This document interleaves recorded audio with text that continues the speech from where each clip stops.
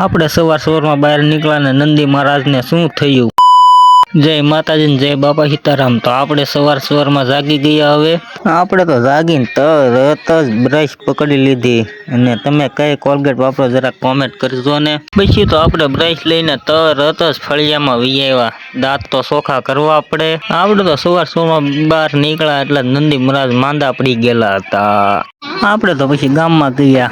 ત્યાં તો વિશાલભાઈ કોકારે ફાંકા દાબતા હા, કઈક વાતું કરે, શું ખબર આપણને, ભલે કરતા. પછી તો આપણે ગામમાંથી નીકળી ગયા ને પછી સડાવી આપણી માણકીને હાઈવે ઉપર એખો ત્યાં તો બાજુમાંથી નીકળ્યા એખો તરી ડિફેન્ડર લઈને.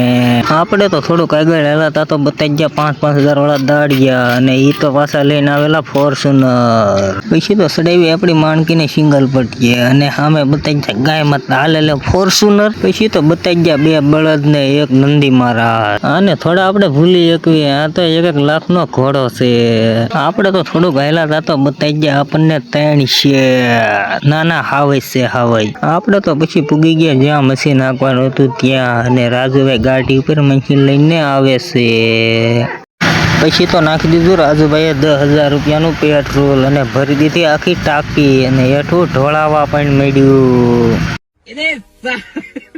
પછી તો મેં બાપા સીતારામનું નામ લઈને મારી દીધી દોરી, અને કરી દીધું મશીન ચાલુ, અને મશીન ન્યા જ ખૂટી ગયો, આગળ હાલ્યું જ નહીં. પછી આવ્યા રાજુભાઈ ખેંચવા મશીન.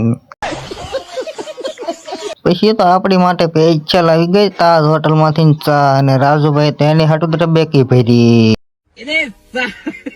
પછી તો આપણે આપણી હાથે રબેકીમાં ભરી લીધી ચા, અને તાજ હોટલની ચા એટલે ચા કહેવાય. આપણને દાંતો જડી ગયો આઈફોન, અને આ આઈફોન આપણે વેચી દેવાનો છે 1 કરોડ રૂપિયામાં. કોઈને લેવો હોય તો કોમેન્ટ કરજો.